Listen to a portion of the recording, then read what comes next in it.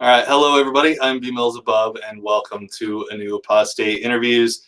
Tonight, I am completing the set, the last of the Godless Bitches X-Cult Day. Unholy bitches. Unholy Bitch. What? Why did I think that?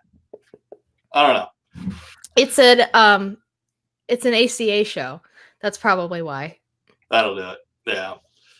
My brain thinks of the wrong thing a lot of the time, and I'm glad very few people take it to it. So how are you doing tonight, XCB? I am feeling great. I just had some dinner with my fiance's family, and my little niece, whenever she sees me, she's like, Rachel, and it always warms my heart. So like that always gets me in a good mood. So I'm very happy right now.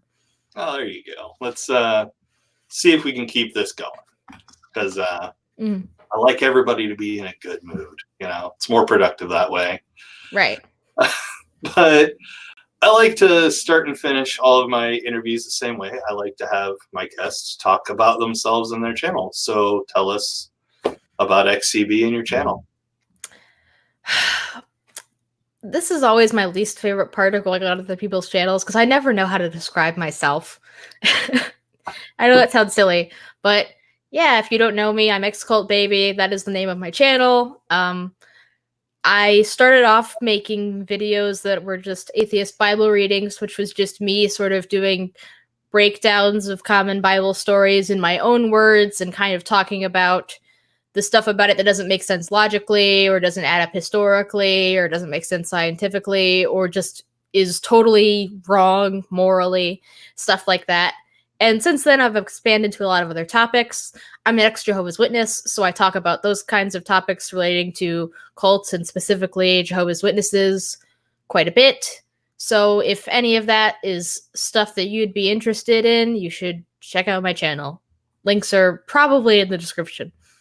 Probably. They better be, because I put them there. But, gotcha, you know, lately StreamYard and YouTube haven't been communicating very well, so kind of a coin toss, unfortunately. That's why I said maybe. They should be, probably. I mean, last time I looked in my YouTube studio, they were there. Okay. So they better be. But yeah, definitely either open a new tab and go to her socials that I posted, or wait until the end. Either way, her channel will still be there. Right. Hopefully, the way YouTube's going lately. I'm not deleting anytime soon.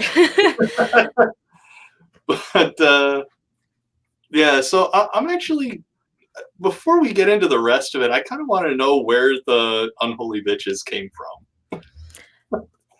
You know, I'm not 100% sure. And I know that sounds weird. I'm sure it did have a very specific origin, but I kind of can't remember what it is. I found Unholy Sarah's channel and I was like, this is great. Why isn't everybody watching this? It's great. I love her. She's great. And I started kind of promoting her a little bit. And then later I got introduced to Nervardia through some other people. And I was like, well, she's great.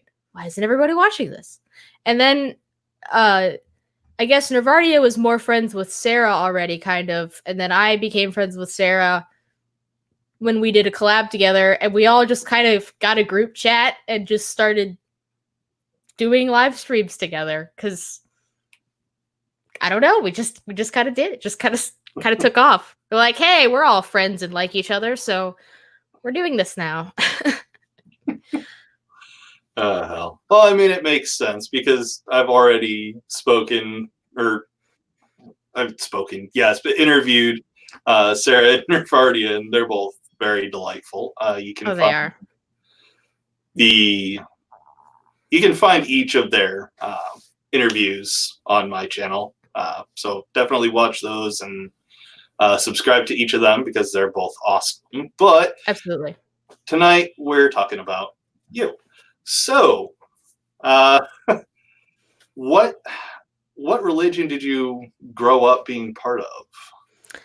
So I grew up as a Jehovah's Witness. My parents were both Jehovah's Witnesses. My grandparents on both sides are Jehovah's Witnesses. Almost all of my aunts and uncles are Jehovah's Witnesses. So I I was a third generation Jehovah's Witness in my family. So I had quite a bit of background there. I believe, if I remember my family history correctly, my grandparents on my mother's side joined the religion in the 60s or 70s. And then my father and his family joined the religion in the 70s, I think when he was about 12, but they all sort of joined together. So he was exposed to the religion and kind of became a part of it when he was sort of a young adolescent, and all of his family kind of came into it together, as opposed to my mother, who was, well, my grandparents on my mother's side raised all of their kids as Jehovah's Witnesses from the beginning. So that is that.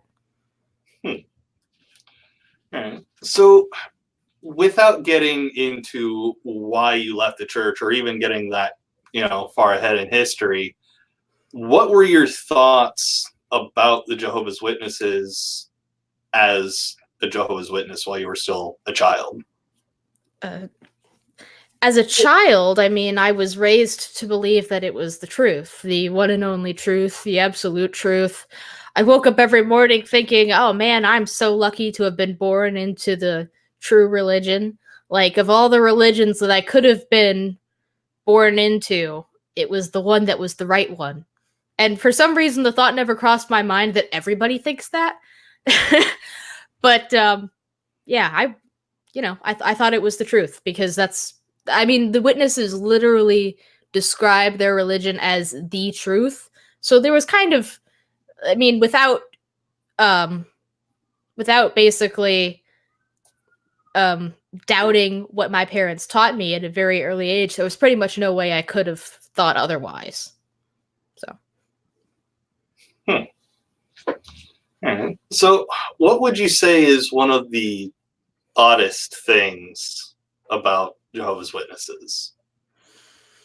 The oddest things. Odd.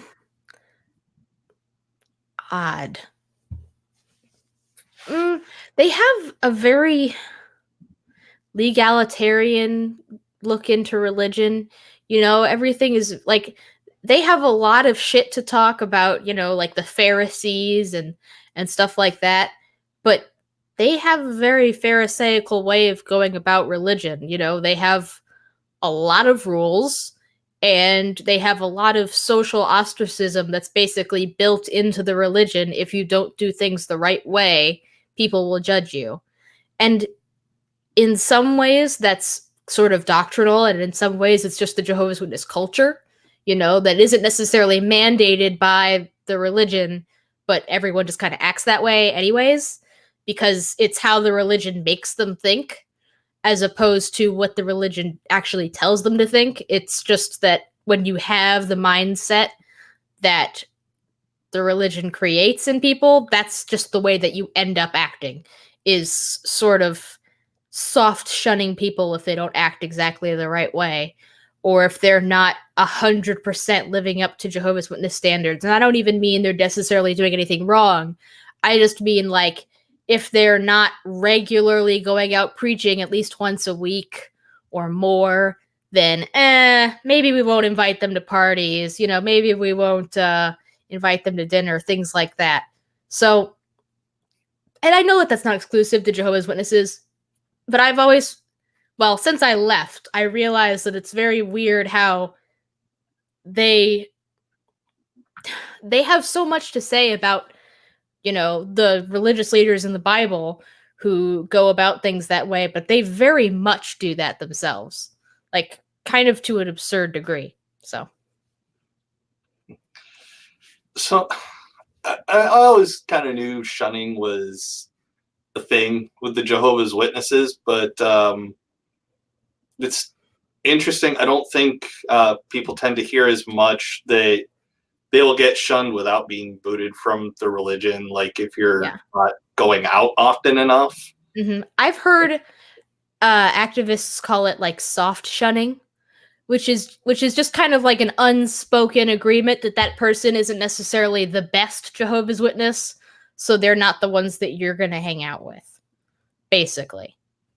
It's not mandated by the religion. They do have a thing about, bad association even within the congregation, but basically that just kind of builds up this paranoia that essentially if the witnesses that you hang out with are not top tier, if they're not spending all of their time in the ministry, if they're not a pioneer or an elder or something like that, then what are they even doing? If they're not reaching for higher ranks in the organization, then what are they even doing?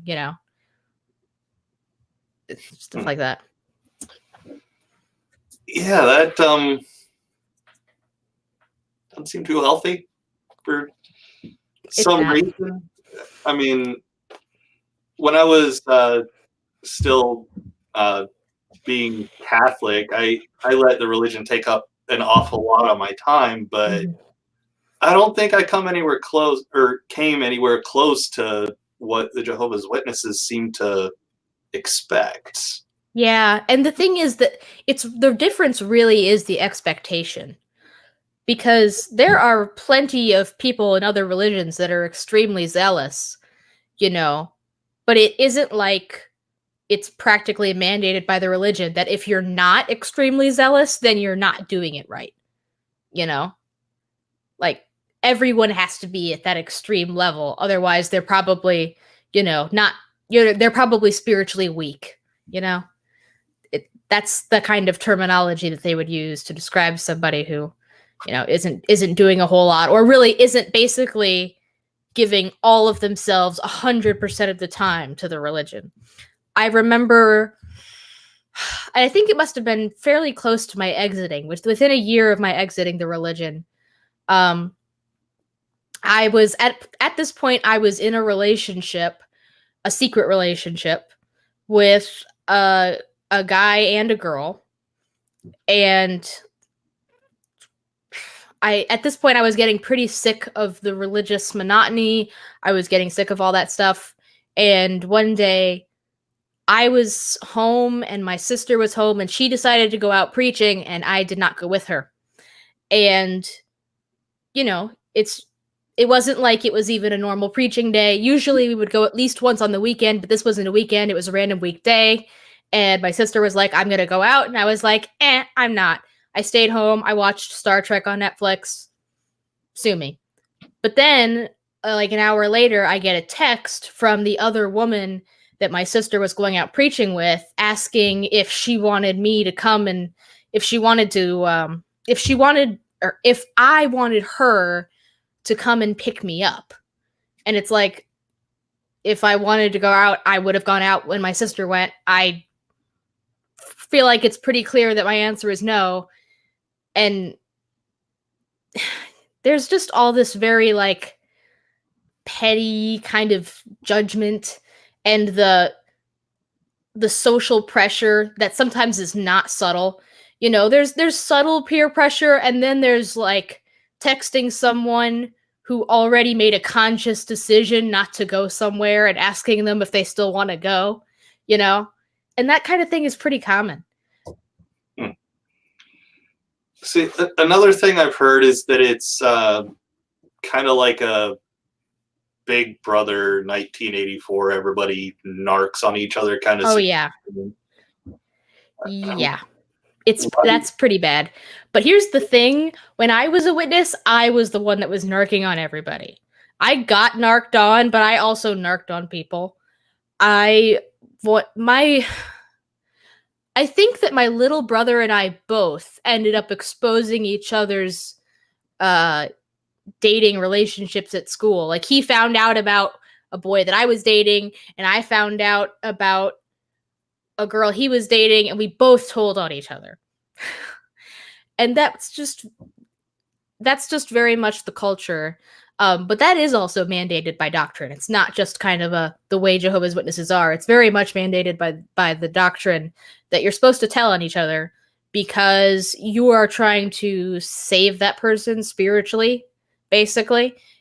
I remember one time that what they basically instruct you to do is to confront the person and say, if you don't talk to your parents or the elders or whoever about this in a certain amount of time, then I'm going to do it. And I'd rather you do it than me, but I will basically rat on you if you don't rat on yourself. And that's something that I had done before on my cousin, I think. She had a boyfriend and I told on her and she got grounded or something. I don't remember. But yeah, that kind of thing. So, like with the example of you and your brother, there's no sense of, I don't know, mutually assured destruction where you're just like, we're both doing this thing. Let's just, let it go. There's none of that. Even though I was actively getting into these relationships, I tried to warn him against it. And even though he wanted to be in those relationships, he was totally okay with snitching on me too. Because part of it, I think, is sort of like a superiority, like holier than thou type of thing. Because even though you know that you're doing it too, or that really, if you were in their shoes, you'd probably be doing the same thing, you're still going to tell on them because you know they're not supposed to be doing it. You just, you snitch on everybody else and hope that you don't get caught is what you do. It's, yeah. And I'm pretty sure every witness has their vices like that. I kind of, there was a while when I felt like I was the only one, but looking back, I'm kind of like, yeah, I'm pretty sure all of my friends were doing something or other, if not the exact same things I was doing. Randolph Richardson's got a question. What punishments does the Mormon Jehovah's Witness, actually, community elders, leaders, etc., impose on people who get reported for wrongdoing? It depends on the wrongdoing, and it depends on the circumstances. There are specific things in the Elder's Handbook that kind of detail, like, well, if the person who did the wrongdoing is an elder and it happened a few years ago, then, consider it time done. They might not even do anything about it if they hear about it years later. So there's a lot of little things that basically let the elders decide for themselves. If it's not serious wrongdoing, like for example, when I was caught having a boyfriend, I hadn't done anything physical. I just had a boyfriend, basically. That was enough. But some elders talked to me, and those elders happened to be my uncles. So technically, elders didn't even have to get involved. It was more of just like the older people in my family talking to me. But yeah, you might have a shepherding call or something like that. If you committed serious wrongdoing, but you seem to be legitimately repentant, and that's completely up to the elders who are judging you. They don't have any specific things that they're looking for. It's just like, I think they were repentant, basically. So we're going to just reprove them. So it'll either be public reproof, which means that they'll announce to the congregation that this person got reproved. They won't say what for, but the point is basically to say this person committed a serious act of wrongdoing, but they were repentant. So you don't have to shun them, but they might get soft shunned if they get reproved. And then it might be a private reproof if it's something they completely want to keep under wraps. And then if they don't determine that you are repentant enough, then you will be disfellowshipped, which would be, excommunicated and subsequently shunned. So, wouldn't that kind of social structure really foster a sense of distrust with everybody? Well, they're always kind of encouraging this sort of community thing, but yeah, I feel like a lot of witnesses are pretty fake with each other. Like they kind of have this Jehovah's Witness personality, which is what they put on in front of other people, and they only let that guard down. Some of them don't let that guard down at all. Some people only let it down in front of certain other witnesses who they know are like cool, like they'll be cool with it. It's fine. But yeah, it does very much encourage a distrust, but they're not supposed to distrust each other. So they really just act fake around each other so that they can basically just showing the side of themselves that they think is okay and keeping the rest to themselves. Yeah, that's That's interesting. I don't think I'd be willing to live in that kind of Yeah. social structure. It is pretty 1984. Yeah. But they don't think of it that way. They think of it as looking out for each other and protecting each other. I mean, obviously, the ones that are a little bit more cynical might specifically be trying to get each other in trouble, but I don't think that most witnesses think of it as getting each other in trouble. They just think of it as looking out for each other's spiritual well-being. So they don't think of it as a negative. Let's see. I love how quickly my chat's moving. This is awesome, actually. Julie Lavoie says, this is likely my Catholic upbringing talking, but the public approval seems horrific to me. Yeah, imagine if you went to confession and the priest later announced to the congregation, like, by the way, something got confessed to me that was real fucked up. They're gonna keep being in the congregation, though, but just so you know, it was pretty messed up. Like, that, it is kind of horrifying. And it's very shameful. I wasn't at the meeting where it was announced that I was disfellowshipped, but I can imagine it was not very fun for my family. Those announcements are always very shocking and disheartening. I remember when my uncle's disfellowshipping was announced, you know, everybody came up after the meeting was over and hugged me and my family because we were all crying, we were all sad. So it's not a fun time. Nobody likes it. Yeah, I would imagine nobody enjoys it. I've got a question from Mark Bray. Then I want to ask you about any repercussions for your family from disfellowshipping. Where is it? How many people does it take to cause you to be under investigation by the elders? As I thought this was a witnessing rule to give evidence. Yes. So if for example someone is trying to come forward and say that you did something that was a serious sin, they would either need to get a second witness who could also testify the same thing, or get you to confess to it, in order to have a judicial meeting about it. So, yeah, if you're not, you know, the one confessing your own sin, and somebody else comes up and is like, hey, this person I found out did such and such, unless they have hard evidence, like, you know, like photos or screenshot of text messages or something like that, they would need a second person to testify the same thing, or a confession from the person themselves. At least that's my understanding of it. I could be wrong. You know, I didn't know a whole lot about the inner workings of that. That's not really stuff that they usually make public knowledge. You know, all the intricate rules and stuff, but documents that do sort of explain all the intricacies of Jehovah's Witness judicial decisions have been leaked. So you can kind of read more about it, but that's my understanding of it. Oh.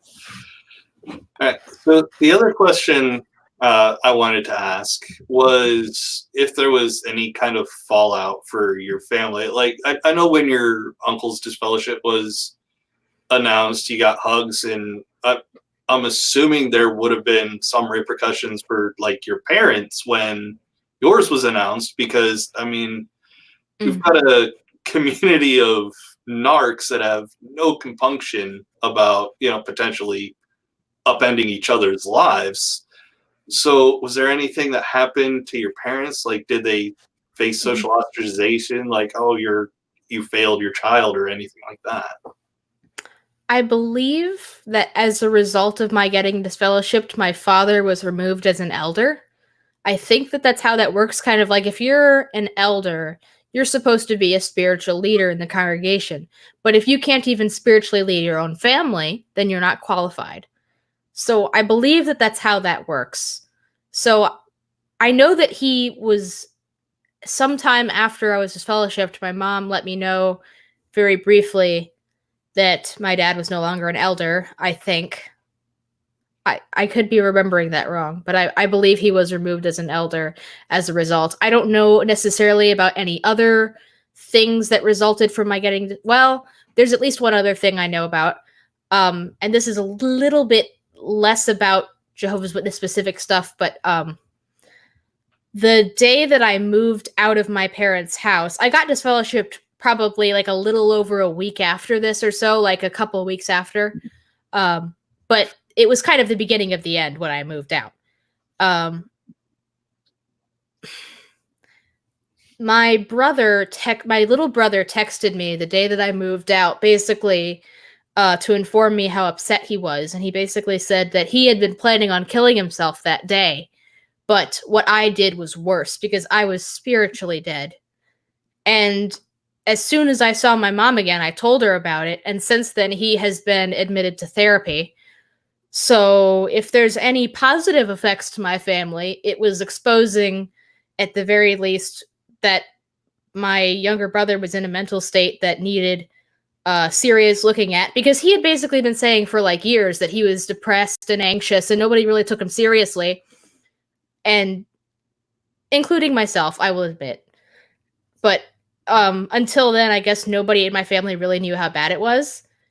So I'm at least at the very least, I'm glad to say that, you know, he's still alive and he's in therapy now and he's getting the help that he needs. So, you know, that's a relief.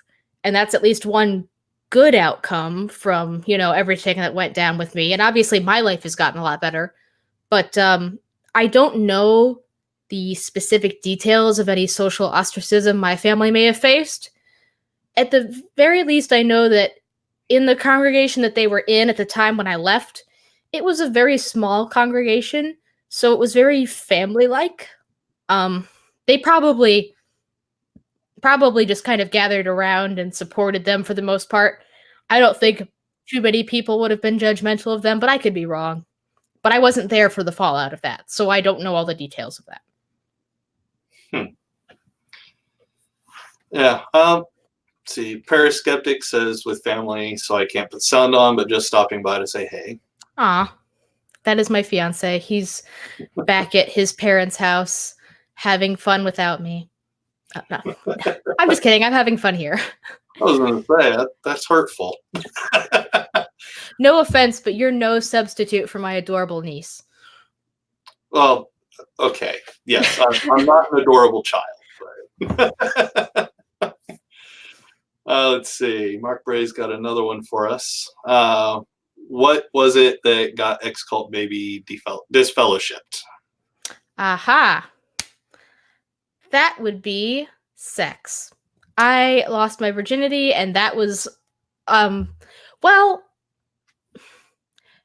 that was what happened, but I probably wouldn't have gotten disfellowshipped if my aunt hadn't kind of guilted me into telling her that it happened. Otherwise, I would have flown under the radar, because I wasn't living with them. It's not like they would have found out if I hadn't told them. But I did, because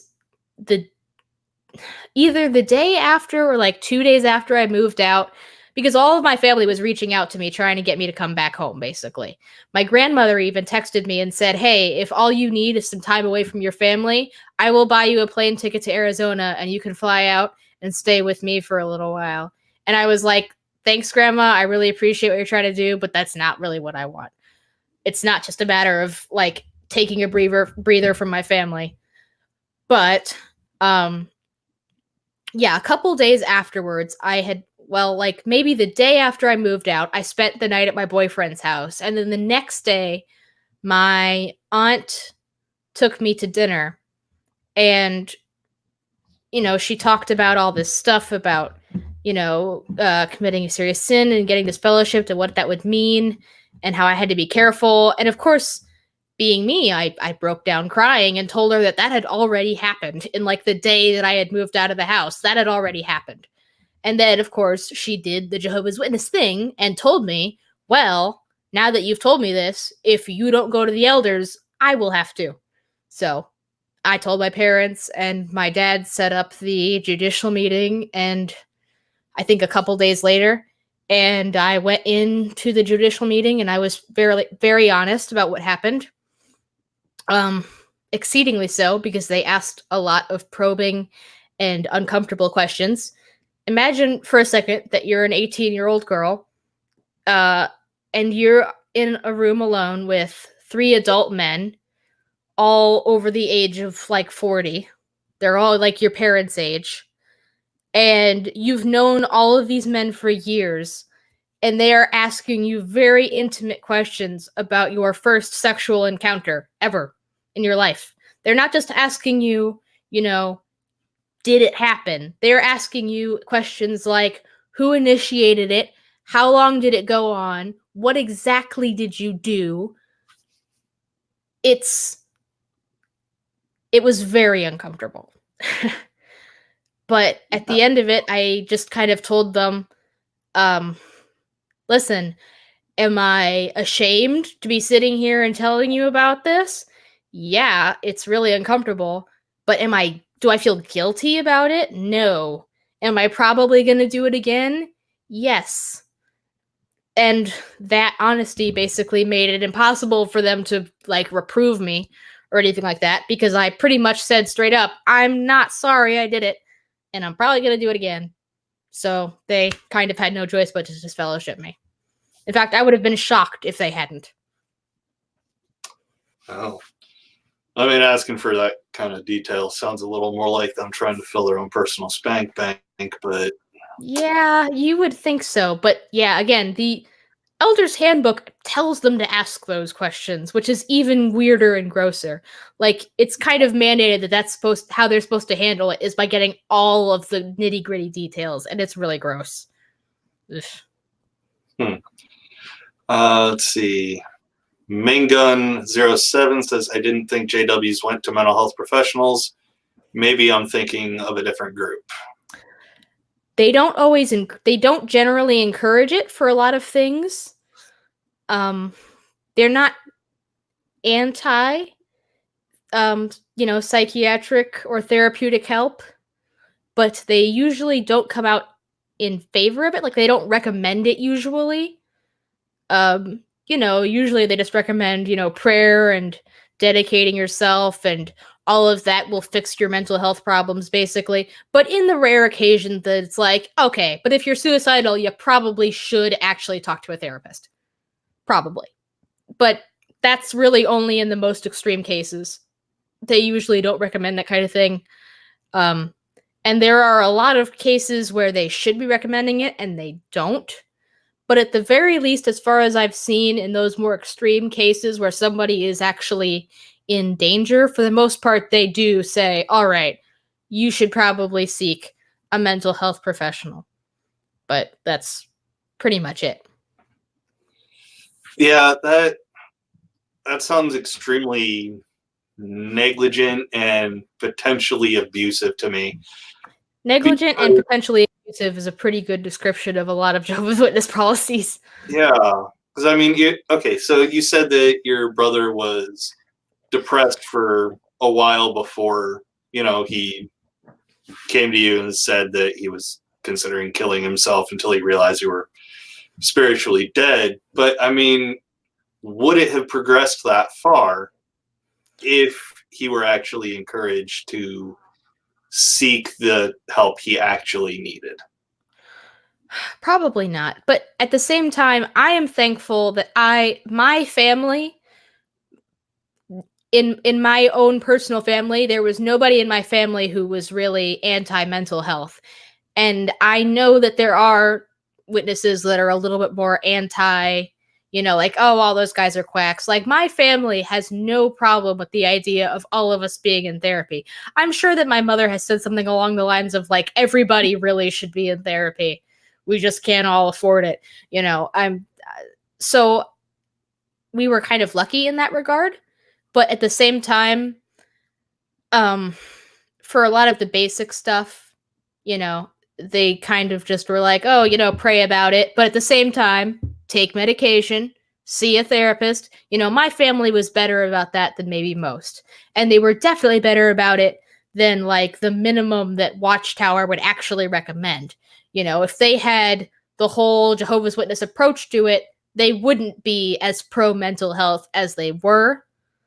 But yeah, so luckily for him, and I would like to think that if things had gotten noticeably worse for my brother, that they would have done something even without my intervention, even without me telling them that that happened with him. I would like to think that they still would have done something about it eventually, but the way it sounded, if it had gotten much worse, it might have been too late. So, yeah, yeah. Let's see. Got a couple of different comments. Mark Bray, I really hope I'm saying your last name correctly, by the way. I'm feeling physically ill listening to how they treated you, X-Cult Baby. And Thank you. Let's see. Got Maya Atkinson, mental health conditions are relatively new. It's rare that a holy book acknowledges them. And when they do, it usually attributes the condition to demons. Yeah, that's true. So it makes sense that a fundamentalist religion wouldn't necessarily be super pro mental health because, in the Bible, they don't acknowledge things like, they talk about being depressed and being anxious, but they don't talk about like clinical depression and anxiety disorder or anything like that. And they're definitely not going to talk about things like schizophrenia as anything other than a demon possession. So, yeah, totally agree with that.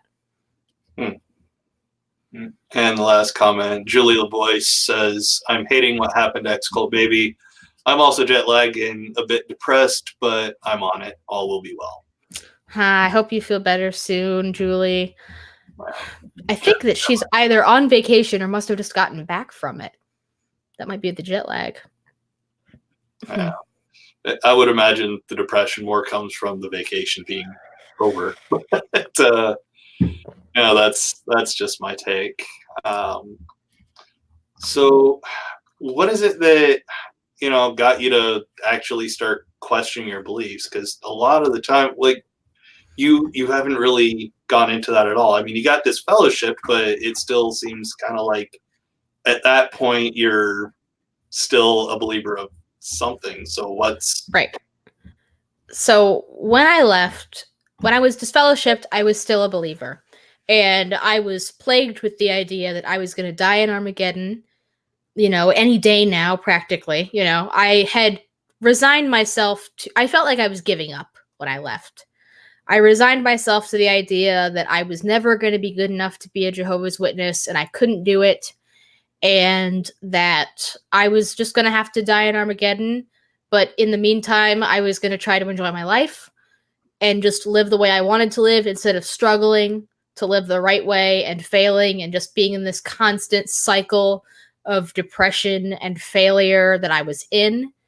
So I broke the cycle, but I was still, and I was feeling a lot better in my life. I was happier with the way I was living and the decisions that I was making, but I was still had this nagging in the back of my mind, like, you're not going to live in paradise, you're not going to see your dead loved ones again, and you deserve it.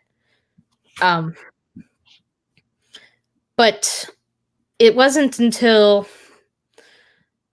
approximately like 6 months later that I officially was like, whew, I am an atheist and none of that matters because it's all bullshit. And I feel so much better now.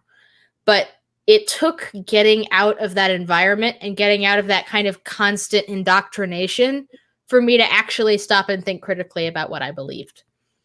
And on top of that, it took my now fiance, at the time boyfriend, having some tough conversations with me about what it is that I believed. And it was kind of like explaining it out loud made me realize how crazy it sounded. And especially when he was asking questions in return, because he was already an atheist and a skeptic on top of that. So he wasn't just someone who didn't believe because it sounded crazy to him from the beginning. He had been a believer and eventually kind of realized it didn't make sense. So he had all these questions that he had asked himself, and he was starting to ask me some of them, not necessarily with the goal of deconverting me.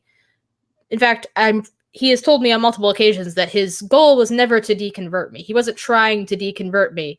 It's just that when these topics came up and he asked legitimate questions, I couldn't answer them, and that made me doubt myself. Like, one time we had a conversation like, he said something about how rapey it was of God to impregnate Mary and then basically tell her about it afterwards that she was going to have the Son of God. And I basically just told him, like, I got really mad, and I just basically told him, like, not to talk about it anymore and to just stop, because I didn't actually have a defense. I couldn't prove that he was wrong because he was right, but I didn't want to admit that. So the cognitive dissonance was just like, okay, this conversation is over. It's over. We're not talking about this. It's not happening. And I was like really angry, but you know, the more I thought about it, the more it was just like, that's not wrong. I mean, it's not, he was right. I couldn't defend that. So, and we had a few conversations like that where, you know, I started thinking like, that seems weird, and maybe it doesn't make sense.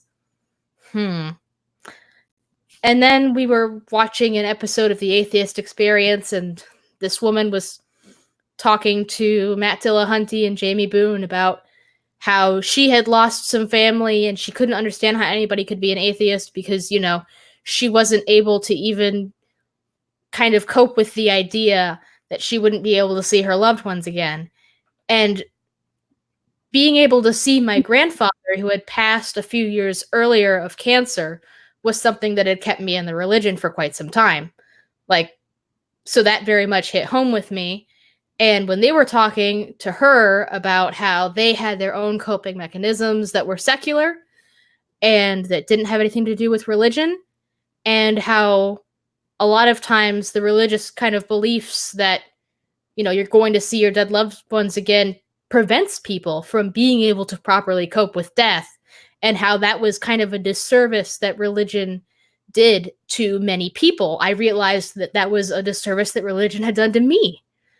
And sort of that realization that religion itself was creating this problem was just kind of like the last straw. And I just kind of accepted, like, you know what? This doesn't make sense. I don't have good reason to believe it. And I felt like a weight was lifted from my shoulders. But that was how I really deconverted. So it took several months after I actually left the religion to deconvert. It's a bit faster than me. It took me a year and a half. So you made pretty good time.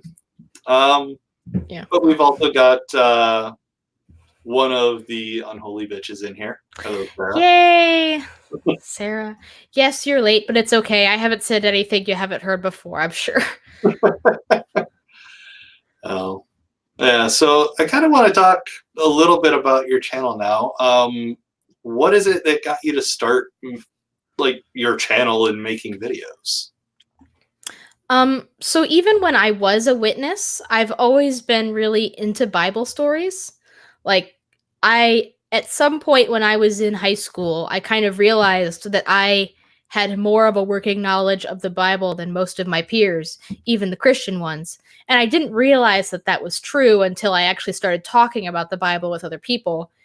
And I was just like, yeah, you know that one story. And they're like, no. Or like they would be like, oh yeah, didn't this happen in that story? And I was like, no. Like they were really fuzzy on the details. So one of my friends who was sort of agnostic, sometimes they would ask me about certain Bible stories, and on the spot, I would just retell it in my own words. And sometimes I would do it in kind of a funny way. But I enjoyed that. So later on, after I deconverted, and I was really thinking about what the Bible actually had to say, I was like, holy shit, these stories are awful. They're terrible. They don't make sense. They don't add up historically or scientifically, and they're just full of moral garbage. Wow. So I sort of took what I already liked and knew how to do, which was retell Bible stories in my own words because I knew them fairly well, and then sort of a more skeptical critique without necessarily a lot of research. I just wanted it to be like, listen, I'm a person. I don't necessarily have a whole lot of outside knowledge of the Bible. I'm just reading the damn story, and it's fucked up enough as it is that I can tell that it's like not the word of some perfect, all-knowing, all-powerful God. That's not what I'm getting out of this. Just from a reading of it as it is, not with, like all this researched backstory about, where the Bible came from and when this was written and who wrote it. Don't even need that.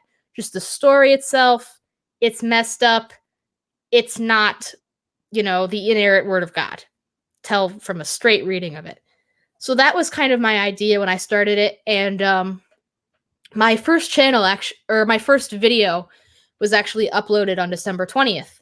So I'm coming up on my anniversary right now, and I just rewatched my first video ever that I made pretty recently, and it was about the Nativity because, it was like a few days before Christmas.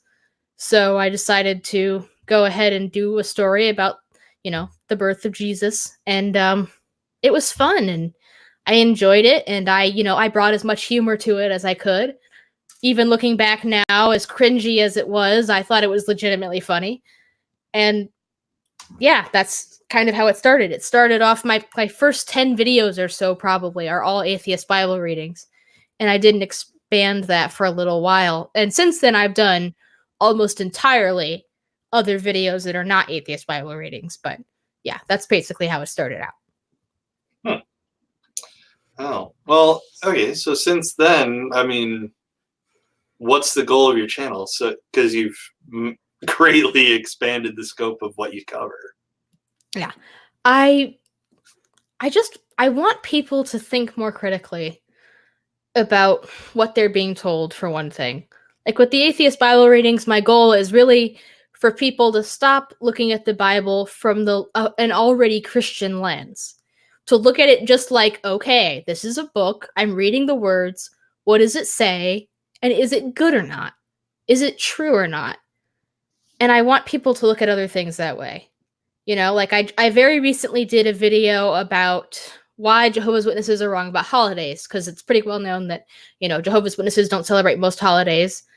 And I sort of did a breakdown on why their logic about, a holiday having pagan origins doesn't really add up. And, because when Jehovah's Witnesses say, oh, well, it has pagan origins and we don't want to participate in, false religious holidays because we serve the only true God, that sounds all fine and dandy. But when you think about it, if we're talking about gods that don't exist, why are you giving power to gods that don't exist by avoiding things like chocolate on Valentine's Day? How are you accidentally worshiping a god that doesn't exist exactly? If this God doesn't exist to accept your accident, to decide whether or not to accept your accidental worship, there's no way that you can accidentally worship. If your intention isn't to worship, then you're not worshiping. And it's like, I never thought about that as a Jehovah's Witness. You just don't think these things all the way through to their logical conclusion. You just hear the words and you're like, yeah, that sounds about right. And you just take it. And I want people to really think about these things. I want people to stop sort of just, and the thing is, this is a thing that witnesses are always saying, that people in the Catholic Church or whatever just let their ears get tickled. They just want to hear whatever sounds nice to them. But witnesses do the same thing in that once they hear something that sounds, surface level satisfying, like, oh yeah, if I don't think about that too much, that sounds like it about covers it. Don't need to think about that any more than just going to accept that explanation, not going to think about it any more than that.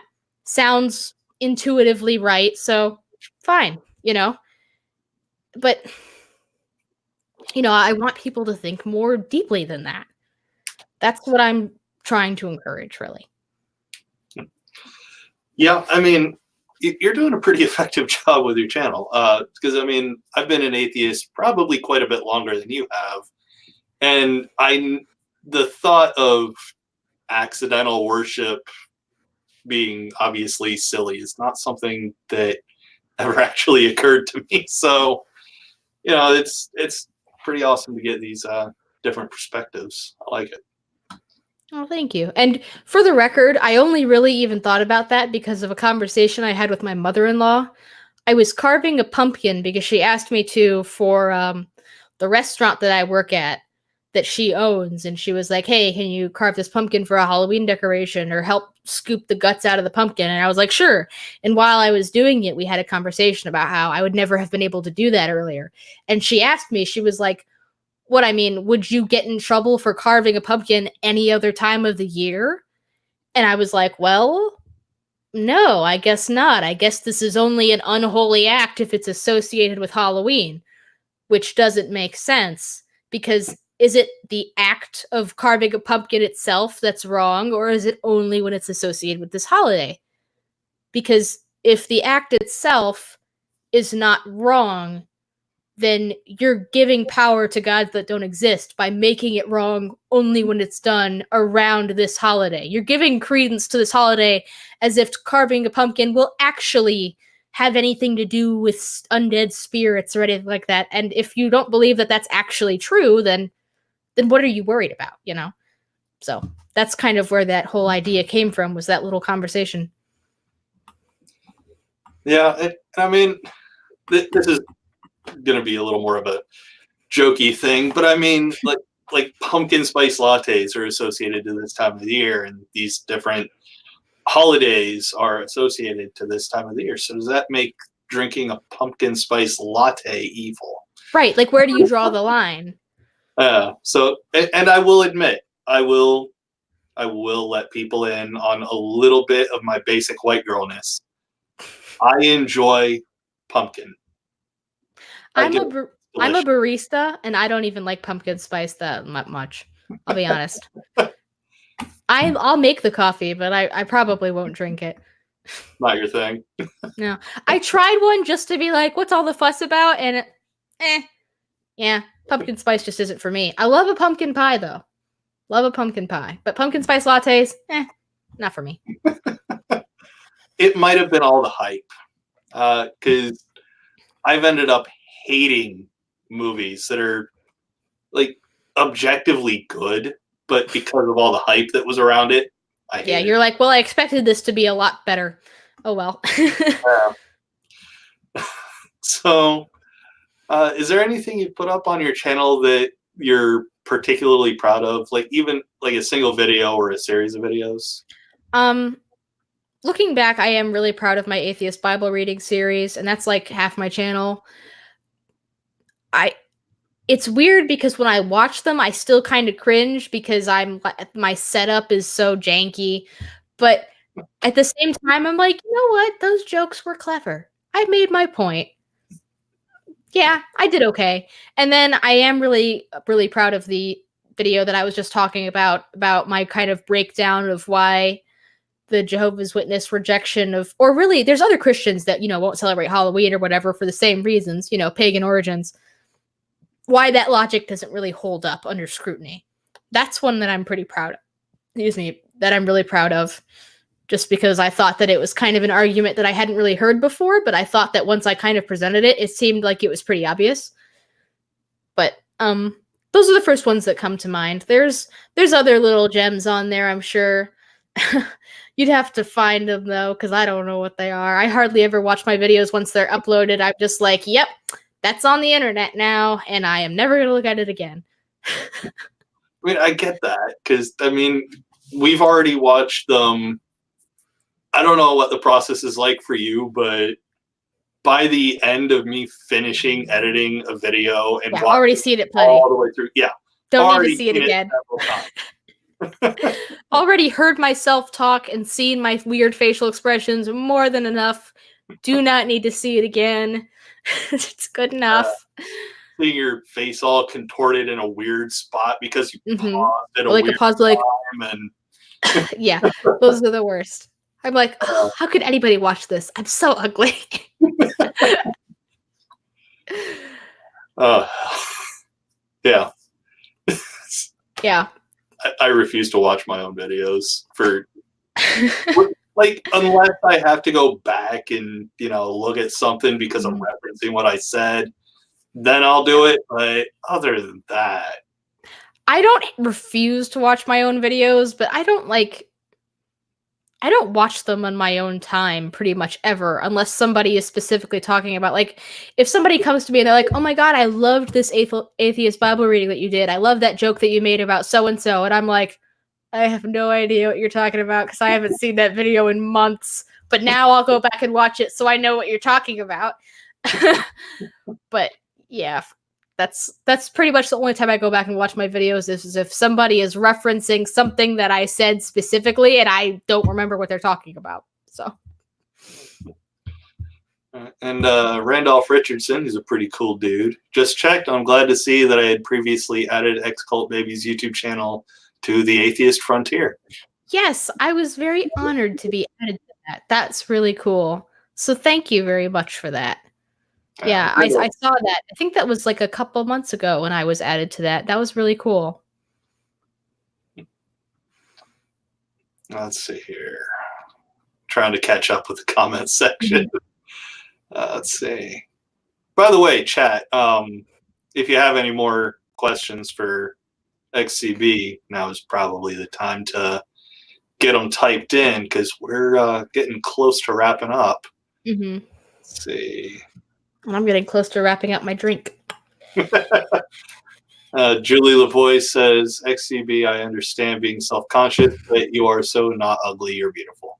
Okay, I should amend that statement. I don't generally think of myself as ugly, but when I'm editing my videos and I pause it at a specific point and I'm like, oh, how can anyone watch this? But I realize that for the most part, I'm not ugly, but I have to see all the weirdest pause faces that I make. All the weirdest ones. Oh, yeah. So that's really the only time I really am like, oh no. And then sometimes I look back at some of my old videos, where the camera isn't as good and the lighting isn't as good. And maybe I didn't do my makeup that day. Like I haven't done my makeup today, but I still look a little bit put together. There were some videos that I made where it was just like, damn it, if I don't do another video, I'm going to completely jump off the track of my upload schedule. So I just have to do it. I don't care that I'm totally breaking out and I look like I haven't slept in 8 days. Doesn't matter. I just need to do a video. And yeah, in those ones, I kind of do feel a little bit ugly. But I know that generally speaking, it's not the case. I don't have super low self-esteem or anything. So don't worry about that. Yeah, it's definitely a phenomenon. Like I consider myself a good-looking dude. I've heard a couple other people say it, but I don't know what the general consensus is. But yeah, no, there are definitely those awkward pause moments while you're editing a video, and you're just like, "Fuck, I look terrible." You're like, "How can anybody watch this?" But Josiah Hansen has the most important question of the interview: which is your favorite Ninja Turtle? I wasn't allowed to watch the Ninja Turtles growing up, so I have no idea. I'm sorry. I know that they say cowabunga and they live in a sewer and all that stuff, but I've never actually seen any Ninja Turtles content ever. Like I've never watched an episode of any show. I've never seen a movie, and it's just on the long list of pop culture that I missed out on. Because I was in a cult, so sue me. Yeah.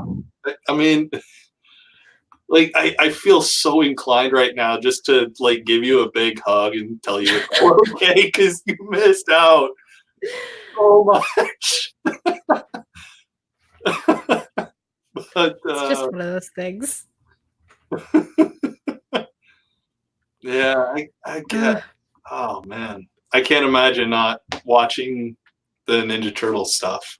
I wasn't allowed to watch Power Rangers. I wasn't allowed to watch or read Harry Potter. There were specific scenes in a lot of Disney movies that got skipped because it was like the scene in The Little Mermaid where Ursula is enchanting the Little Mermaid and she's doing the spell stuff, to make her tail into legs. That scene, my mom would fast forward through. She would let us watch the rest of the movie, but that scene had to get fast forwarded through. It's just lots of stuff like that throughout my childhood. Oh, well. Yeah. Randolph wants to know if it's a picture of a cat on my shirt. It's a bear. 2 bears. Haha. Yeah. You know the stupid little stick figure family? There it is. Bumper sticker that people have. Yeah. No. That's cute. Bears are treating it like a menu. Yeah. So the last question I actually have for you written down is there anything from the Jehovah's Witnesses that still sticks with you? Not that I'm aware of. Because I think that I had been shedding a lot of those things, in the last few years that I was even in it. I had started to shed a lot of those mindsets, which is kind of why I started to not fit in so well. Why I started to not go out preaching every time it was possible for me to do so. Even though I felt kind of guilty about it, I was also kind of just like, fuck it, I don't wanna. Like, I would kind of, for the longest time, I don't know if it was even subconscious or conscious on my part, I would avoid ever trying to make any progress with a Bible student. Like, if I actually went door to door preaching and somebody actually took the magazines from me, I would conveniently misplace their address or whatever and not go back. I did not want to be responsible for somebody's biblical teaching. Didn't want to. So I was kind of already coming out of the mindset for a while. It was mostly a lot of the teachings that I brought with me, but not so much the mindset. I had already shed a lot of that by the time I was disfellowshipped. So as far as I know, now I don't have, I'm sure I do have more baggage than I think that I do, but not that I know of. So This is not something you consciously think about much. yeah, no fear of, no latent fear of dying in Armageddon or anything like that. Yeah. Yeah, because okay, so the Catholic Church really harps on sexual purity. It's really kind of Victorian England in a way. Everybody's fucking, but everybody feels bad about it. Occasionally I still have to deal with that, which really sucks because I want to be sex positive, but yeah, the one big hangover I still have is screwing with me. Literally. But yeah, for the most part, I don't have that because a lot of what helped me shed some of that Jehovah's Witness mindset was the kind of far left, sometimes extremist views that I was exposed to on Tumblr. So I already had a lot of LGBTQ acceptance. I already had plenty of sex positivity. I had a lot of those ideas already in my head by the time I left. In fact, I kind of had to. There are actually things that I had to kind of come back from that I was kind of like I was a little bit extreme when I initially left. And I actually kind of had to dial it back to like being a little bit more reasonable. Like some of the stuff that I used to think, like I used to hear a lot of like, oh, if you don't have a uterus, you do not have an opinion about abortion. And I was like, and now I look back at that idea and I'm like, well, why can't people have an opinion? It may not be a super valid opinion because it's not about them, but that doesn't mean that they can't have a literal like conversation about it. Like I would never tell someone to like shut up because I don't want to hear what they have to say. I would just listen to them and think, you're wrong, but whatever. Or like even just like have a conversation. But those kind of I came out of the Jehovah's Witnesses like even more extreme in some areas as far as being progressive than I am now.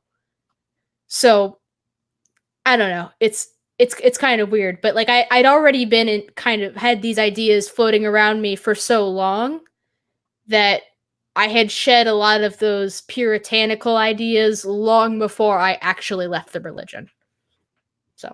just because I was on the internet a lot. And that's kind of my parents' fault for homeschooling me. So, Yeah. Well, I mean, the internet may well be the death of religion. So, yeah, I'd be it cool. was the death of religion for me. So, let's see. Randolph Richardson wants to know if you play any of the instruments behind you, and if you do, would you like to play something? I don't play a single one. They're all my fiance's. He's a musician. He's a singer. He's a songwriter. He plays the drums. He plays guitar. He can do a little bit of bass and piano. Check out his original song ever on Spotify, YouTube, Google Play, iTunes, etc.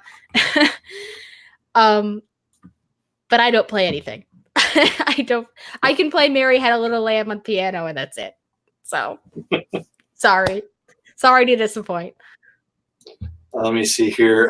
If you want to, I don't know if you're looking at YouTube right now. Hang on, there's about to be a small echo.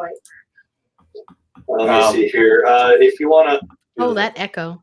I know, right? I did warn you. Yeah, if you want to randomly say something in the chat real quick so I can make you a mod, you can actually put a link to. Ooh, that's a good idea. Well, then let me go ahead and find his song on here. Add mod. You can now send links in the chat. Well, cool. Hold on. I'm already doing it. Voila. I think that worked. Did it work? Can people click the link? Let's see here. I don't see it yet. Let me try it this way.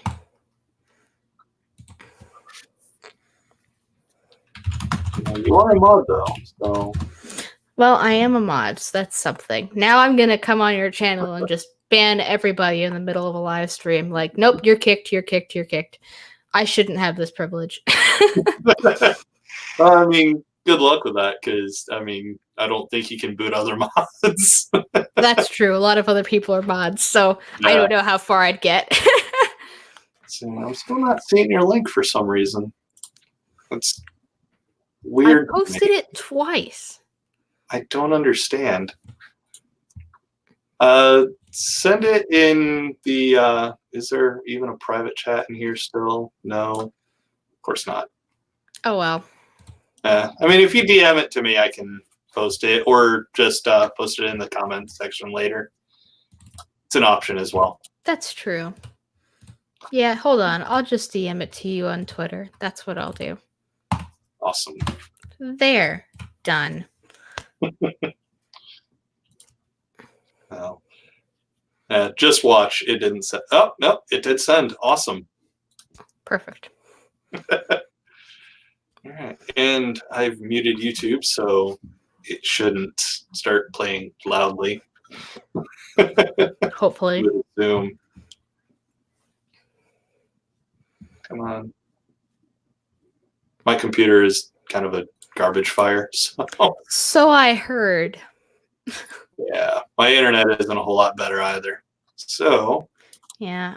I do almost everything from my fiance's computer because he has a gaming computer and dual monitors, which is extremely useful. all right, and the link should be there now that I've sent it, because apparently, as the owner of the channel, I'm special. Yeah, if you want to hear those instruments being played, go listen to the song because he does the guitar and the vocals on that track. Unfortunately, he is not the one playing the cello. The cello part was added by somebody who I've never even met, but it's a beautiful song. And it's the one that I use in my outros of my videos, and I'm probably going to start using it as an intro song too, so it's relevant to my channel. There you go. All right. Like I said, it's not a shameless plug if it's relevant. No, it's not.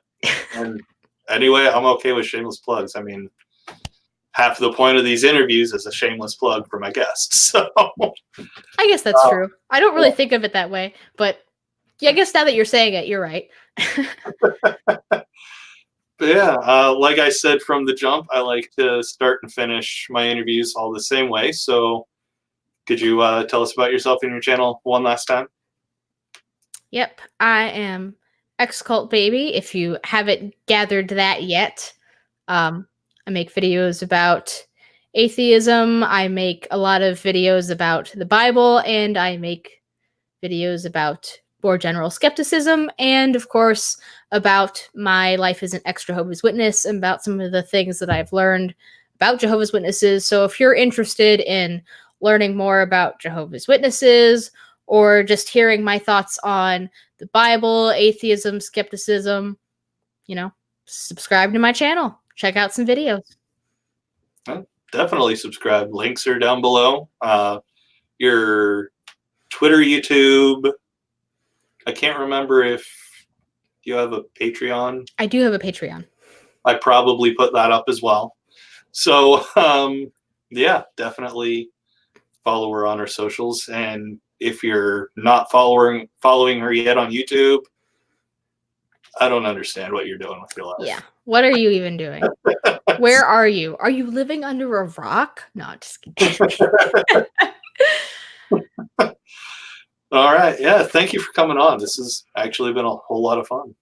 I'm glad it was fun. I feel like I was rambling a lot and just talking a lot, but I guess if the interviewer and the interviewee are talking equal amounts, it's probably not a very good interview.